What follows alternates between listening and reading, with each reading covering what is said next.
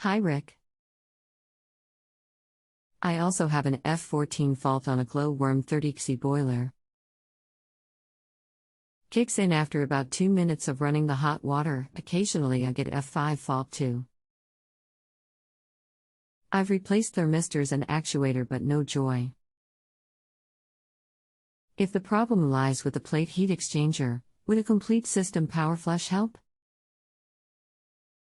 I'm insured with Homeserve, who say they won't investigate the fault further until the system is flushed, so it feels like I'm being held to a costly ransom for something that might not work.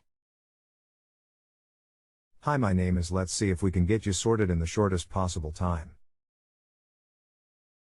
It sounds like the plate heat exchanger is at fault. If it is scaled up and the boiler is trying to get heat into the water, it will keep getting hotter and hotter to try and achieve this. Descaling the plate heat exchanger is a simple job that should cost you about £80. Ring around and get the cheapest price.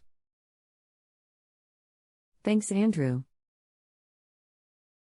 If the plate heat exchanger is scaled up, would a complete system flush also resolve the problem? i.e., descale it at the same time as flushing the whole system? The plate heat exchanger gets scaled up on the hot water side, so no, it would need taken out and cleaned like you would descale a kettle.